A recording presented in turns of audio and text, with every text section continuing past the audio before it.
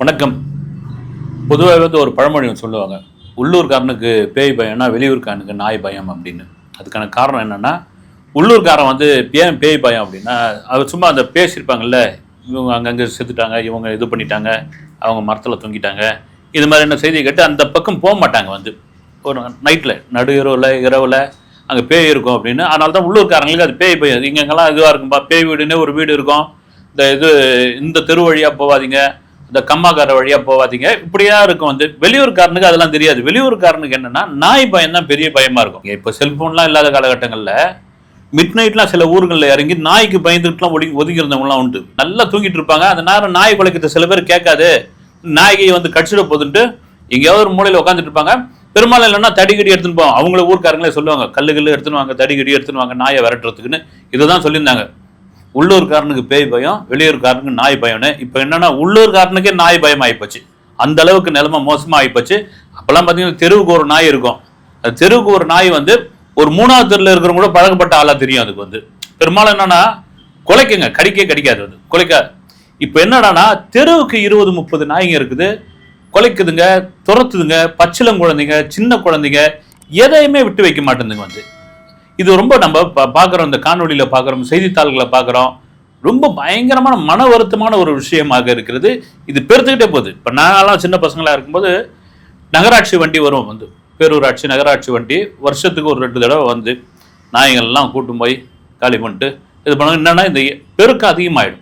ஊருங்க சின்ன ஊருங்க, நாய்களோட பெருக்கம் அதிகமாகிட்டா அதனால் ரேபிஸ் மாதிரியான தொற்று வரத்தை தாண்டி தொல்லைகள் அதிகமாக இருக்கும் அப்படின்ற ஒரு விஷயம். அதுக்கப்புறம் ப்ளூ கிராஸ் அது மாதிரி இருந்தது. அப்புறம் விலங்கு ஆர்வலர்கள் இதெல்லாம் அதுவும் ஒரு உயிர் தான், கொல்லக்கூடாதுங்க, அதை விடுங்க அப்படின்னு. உண்மையாகவே நாய்கள் மீது ஒரு பெரும் பற்று மனிதர்களுக்கு எப்பவுமே உண்டு. காரணம் என்னன்னா நாய் நன்றி உள்ள ஒரு ஜீவன்.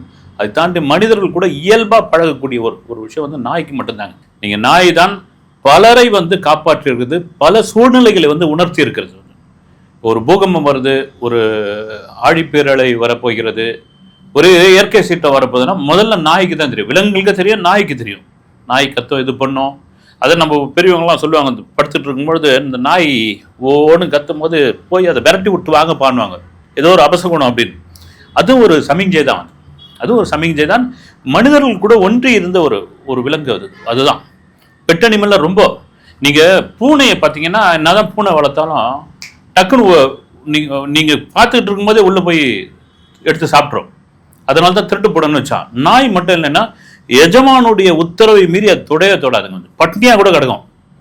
அதை எடுக்காத அப்படின்ட்டு அது எடுக்காது. அது கேட்கும், வாழை ஆட்டம், சத்தம் போடும், எனக்கு பசிக்குதுன்னு சொல்லும். அப்படி கேட்டு அதன் பிறகுதான் போடுவாங்க, அதுதான் சாப்பிடும். அப்படி இருந்தது, காவலாக இருந்தது. மன்னர்கள் அந்த காலத்தில் படைகளை யூஸ் பண்ணியிருக்கிறான். ஒரு சிற்றரசர்கள்லாம் குதிரை மாதிரியான பெரிய விலங்குகள் அரபிக் கண்ட்ரிலேருந்து வாங்கணும், அதுக்கு அந்த அளவுக்குலாம் பொருளாதாரம் கிடையாது, காசு கிடையாது அப்படின்ற பொழுது நாய்களை படைகளாக வச்சு நாய்களை பயன்படுத்துங்க. இப்போட நம்ம பார்க்குறோம் அண்டார்டிகா, ஐஸ்லாந்து மாதிரியான நாடுகளில் வண்டி இழுக்கிறது, பனியில் வண்டி இழுக்கிறது நாய்கள் தான். அது கூட கடும் கண்டனம்லாம் தெரிவிச்சிருந்தாங்க. ஓகே, இதெல்லாம் ரைட்டு. இந்தியாவில் நாய் பிரச்சனை பெரிய பிரச்சனையாக இருக்கிறது அப்படி கோர்ட் என்ன சொல்லுது? உண்மையிலே நாய் பிரச்சனை பெரிய பிரச்சனையாக இருக்குது, எல்லா நாயும் பிடிச்சி காப்பகத்தில் தூக்கி போடுங்கப்பான்னு. ஆச்சா போச்சா, ஐயோ குய்யோ மையான்னு இறங்கி எல்லாரும் ஓன்னு கத்த ஆரம்பிச்சிட்டாங்க. இவர்கள் கத்தியவர்கள் யாரும் தெருக்களில் இறங்கி பாதிக்கப்பட்டவர்கள் கிடையாது. உண்மையிலே தெருநாய்ங்க எல்லாம் வாழாட்டிக்கிட்டு அப்படியே கொஞ்சம் கிடையாது. ஒவ்வொரு தெருவிலையும் 30-40 நாய்ங்க சுத்தி வந்துகிட்டு இருக்குது. பல தெருக்கள்ல போறதுக்கே பயமா இருக்குது. செய்தித்தாள்கள் எடுத்து பாருங்க, சோசியல் மீடியாவை பாருங்க, எவ்வளவு ஒரு இதுவா இருக்குது. இந்தியாவில் 18 லட்சம் பேர் நாய்க்கடிக்குள்ளாகியிருக்காங்க. தமிழ்நாட்டில் 2024 4 லட்சம் பேர். இதுல தமிழ்நாட்டில் ரொம்ப ஒரு கொஞ்சம் சீரியஸா எடுக்க ஆரம்பிச்ச விவகாரம் கடந்த 19ஆம் தேதி சென்னை ஜாபர்கான்பேட்டையில் கருணாகரன் என்பவரை பிட்புல் என்கின்ற ஒரு வெளிநாட்டு நாய், அது நாயா என்னன்னே தெரியல, அந்த பிட்புல் கட்புல் இதெல்லாம் இந்த நம்ம சூழ்நிலைக்கு தகுங்களா? அதெல்லாம் நீங்க வளர்க்குறீங்களா? வீட்லயே வளர்த்துங்க. அது ஏங்க ரோட்ல பிடிச்சின்னு வரீங்க? அதை ஏன் திறந்து விடுறீங்க? அவன் பாவம் அப்பாவி மக்கள். நீங்க பெரிய கோட்டீஸ்வரலா இருக்கலாம், நீங்க பெரிய ஆளா இருக்கலாம், நீங்க பிட்புல் வளர்க்கலாம், அந்த புல் வளர்க்கலாம், அப்புறம் இந்த சிங்கம் மாதிரியே ஒரு நாய் இருக்கு, எது வேணாலும் வளர்க்கலாம். அது உங்க வீட்டோட வளர்க்க வேண்டும். இவெல்லாம் சாமானியர்கள். அன்றாடம் காட்சிகள். அவர்கள் தெருவில் வழிதான் போயாகணும். உங்க நாய் இருக்குதுன்னு தான் அவன் சுத்தின்னு போக முடியாது, உங்க நாய் இருக்குதான் ஒதுங்கி போக முடியாது. அப்படியே அந்த அந்த நாய்க்கடிக்கு உள்ளான அந்த நபர் வந்து இறந்து போன செய்தி பெரும் பிரச்சனையாக மாறிச்சு. இப்போ அதுக்கு தான் வந்து தமிழக அரசு நாய்க்கு வந்து உடனடியாக எங்கெங்கெல்லாம் தெரியுதோ அந்த நாய்கள்லாம் பிடிச்சி கருத்தடை பண்ணி அதுக்கு அந்த ரேபிஸ் தடுப்பூசிலாம் போட்டு திரும்ப எடுத்துமே விடுன்றாங்க. இப்போ இந்த கோர்ட்டு அறிவிச்சது இல்லை, எல்லா நாயும் ஒன்றும் சொல்ல அவங்க வந்து நாயெல்லாம் பிடிச்சி காப்பகத்தில் போட்டுப்பான்னு சொன்னது. இதில் பார்த்தீங்கன்னா அந்த திரைப்பிரபலங்கள் நடிகைகள் ஆவா போச்சா ஆச்சா போச்சான்னு, அம்மா நீங்கள் வளர்க்குறீங்க நாய் பங்களாக்குள்ள ஏசிலாம் ஒரு நடிகை நான் பேர் சொல்ல விரும்பல வந்து ஏசிலாம் போட்டு நாய்க்கு அவ்வளோ அழகாக வளர்த்துருக்காங்க. அது எல்லாம் என்ன நாய் தெரியுங்களா? ஃபாரின் நாய், எல்லாம் ஃபாரின் நாய். விதவிதமாக முகமே விதவிதமாக இருக்கிறதுவா இருக்கும். நான் என்ன சொல்கிறேன், இவ்வளோ குரல் கொடுக்குறீங்கல்ல, தெருவில் தத்தளிச்சு கிடக்குதுல்ல திருநாய்ங்க, அதை பிடிச்சுமாங்க, ஒரு 5 நாயை பிடிச்சுமாங்க. உங்களுக்கு தான் வீடு பெரிய பெரிய வீடு இருக்குது, பண்ணை வீடு இருக்குது, இது இருக்குது, கொண்டு போய் அதை முறையாக நீங்கள் தடுப்பூசிலாம் போட்டு அதை சுத்தம் பண்ணி க்ளீன் பண்ணி, அதான் இதெல்லாம் வெட்டினரி ஹாஸ்பிட்டல்லாம் இருக்குல்ல, அதில் எல்லாத்தையும் ரெடி பண்ணி கொண்டு போய் உங்கள் வீட்டில் வளங்களேன். நீங்கள் வளர்க்குறது பூரா உயர் ரக நாய்ங்க. ஆனால் இங்கே குரல் கொடுக்கறது இந்த தெரு நாய்களுக்கு எதிராக குரல் கொடுக்குறீங்க. ஒரு ஒரு ஒரு பையன் ஒரு காணொலியில், இது இந்தியாவில் எங்கேயோ ஒரு இடத்துல நடந்து, ஒரு பையன் நடந்து வராங்க, வந்து வந்தவனை வந்து எங்கிருந்தோ வந்த நாய்ங்க 10 நாய்ங்க சிசிடிவி கேமராவில் பதிவாகிருக்குது. பார்க்கறதுக்கே நமக்கு பகீர்னு இருக்குது. அதன் பிறகு சத்தம் கேட்டு ஓடி வராங்க. அந்த நிலைமை என்ன ஆச்சுன்னு தெரியல. வந்து உலகத்தில் மிக மோசமான ஒரு தொற்று ரேபிஸ், மிக மோசமான தொற்று. அது எங்கிருந்து பரவுது அப்படின்னா தெருநாய்கள் இருந்தால் பரவுது.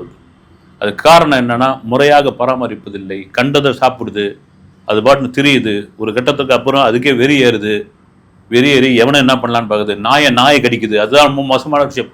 ஒரு நாய் இன்னொரு நாயை கடிக்கும் பொழுது அந்த நாயிலிருந்து இன்னொரு நாயிலிருந்து இன்னொரு நாய் அந்த ரேபிஸ் தொற்று அதிகமாக பரவுகிறது அப்படின்னு கால்நடை மருத்துவர்கள் பேட்டியை பார்த்தேன். அதை தாண்டி இன்னைக்கு இருக்கிற நிலைமை, இப்போ ஏன் வந்து இந்த நாய் பிரச்சனை பெரிய கொசுக்கடியை விட நாய்க்கடி பயங்கரமான ஒரு பிரச்சனையா மாறிக்கிட்டு இருக்குது.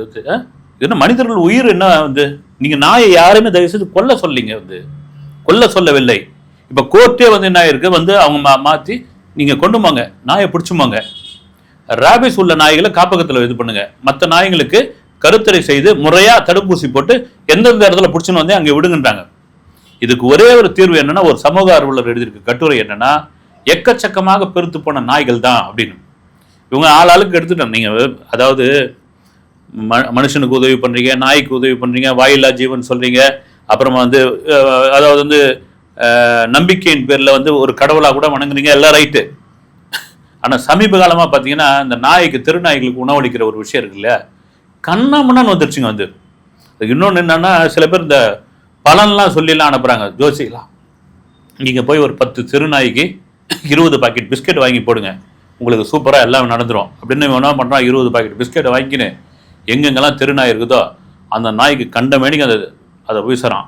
ஒரு அம்மா நான் பார்த்தேன், நான் சென்னையில், அதுவே வந்து சாப்பாடை கிண்டி ஒன்றும் இல்லை, ஒரு சாதத்தை கிண்டி ஒரு பேப்பரை எடுத்துகிட்டு வந்து வச்சு வச்சு வச்சு நாய்க்கு போகுது. அது ஒரு சுகாதாரம் இல்லை, ஒரு இது இல்லை, கண்டமேனிக்கு வச்சுட்டு போகுது. இதை தான் கால்நடை மருத்துவர் ஒருவர் சொல்லியிருக்கிறார். இந்த நாய்களுக்கு உணவளிப்பதை முறைப்படுத்துங்கள். நாய்கள் பெருக்கும் இதற்கு ஒரு காரணம். நாய் இந்த மனுஷனுக்கு மைண்ட் ஒரு மாதிரி ஆகி போச்சுங்க. இன்னும் டீப்பாக வெளிநாடுகளில் என்ன ஆராய்ச்சி பண்ணியிருக்காங்கன்னா, இந்த செல்ஃபோன் கதிர்வீச்சு இருக்கு இல்லைங்களா, அது மனிதனுக்கு எப்படி டிஸ்டர்ப் பண்ணுறோம் அதை விட பல மடங்கு நாய்க்கு அப்படின்னு. காப்மேயர்னு ஒரு தன்னம்பிக்கை எழுத்தாளர் வந்து ஒரு இது சொல்லியிருக்காரு. என்னன்னா, நாய்களை நீங்கள் கண்ணுக்கு நேராக பார்த்தீங்கன்னா நீங்கள் என்ன நினைக்கிறீங்கன்னு கண்டுபிடிச்சிடும் அந்த நாய். அது காரணம் என்னன்னா, 10 ஜெராக்ஸ் மிஷினுடைய பவர் வந்து அந்த நாய்களுடைய மனசுக்கு இருக்குது. அப்சர்வேஷன்.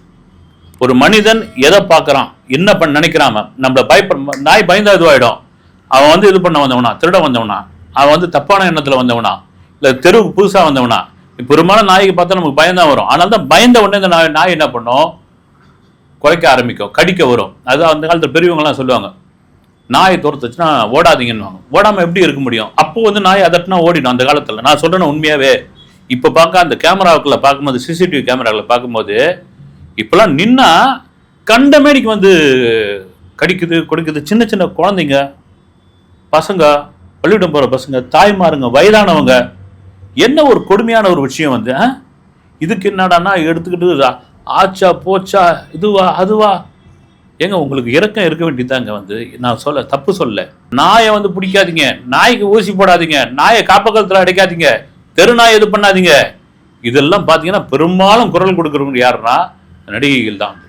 சாதாரண ஒரு நடிகை ஓன்னு வீடியோவில் தேம்பி தேம்பி தேம்பி அடுத்தது பார்த்தா எனக்கு என்னடா அதுன்னு நாய் பச்சிருக்கு. ஏன்னா நாய்க்கு வந்து ஒரு உத்தரவு அது ஒன்றுமே சொல்லலை. அவங்க எந்த விதமாக நீங்கள் நாயை வந்து ஒழிச்சிடுங்க, இது பண்ணிடுங்க, நாடு கடத்திடுங்க, கடலில் தூக்கி போட்டுருங்க, எதுவுமே சொல்லலை. கொண்டு போய் காப்பகத்தில் அடைங்கன்னு சொன்னதுக்கு ஒன்று தேம்பி தேம்பி அழறதெல்லாம் என்ன அது வந்து என்ன மனநிலையில் இருக்கிறீங்க? நான் தான் சொல்கிறேன். நான் அப்படி வருத்தப்படுறவங்க ஒரு 10 நாய் எடுத்து போய் நீங்கள் வளங்க திருநாயை. எவ்வளோ பெரிய கொடுமையான ஒரு விஷயம். இதுக்கு உண்டான இந்த இந்த மிருக ஆர்வலர்கள் அப்படி தான் சொல்லணும், இல்லைன்னா நாய ஆர்வலர்கள், அவங்க ஒரு வீடியோ வெளியிட்டிருக்காங்க. அது உண்மையாக பொய்யா அல்லது 1000ல் 1 அப்படி நடக்கும். வந்து இந்த நான் அதுக்கு சொல்ல வரேன். நான் அந்த வீடியோ என்னன்னா ஒரு சிசிடிவி கேமராவில் எடுக்கப்பட்ட வீடியோ தான். ஒரு பெண் ஒன்று போயிட்டுருக்க, அந்த பெண்ணை பின்தொடர்ந்து ஒருவன் போகிறான். அந்த பெண்ணிடம் தப்பாக நடக்க முயற்சி செய்கிறான்.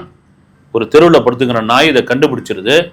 கண்டுபிடிச்சிட்டு அவனை போய் கண்ணை மணி குறைச்சி விரட்டுது. அவனை விரட்டி விட்டுட்டு அவன் ஓடிடுறான், நாய்க்கு பயந்து ஓடிடுறான். இந்த பெண்ணை கொண்டு போய் அவங்க வீட்டு வரைக்கும் விட்டுட்டு வருது. இப்போ பாருங்க என்ன அப்படின்னு. உண்மையில் தான் இது மாதிரி ராமநாராயணன் எத்தனை படங்கள் எடுத்திருக்காரு. வந்து என் நாயை மட்டும்தான் சொல்லியிருக்கு. பாம்புலாம் போய் கடைக்கு போய் பிஸ்கெட்லாம் வாங்கின்னு வரும். வந்து பார்த்தீங்கன்னா மாடு போய் வந்து மளிகை சாமான் வாங்கின்னு வரும். இதெல்லாம் நடந்திருக்குது.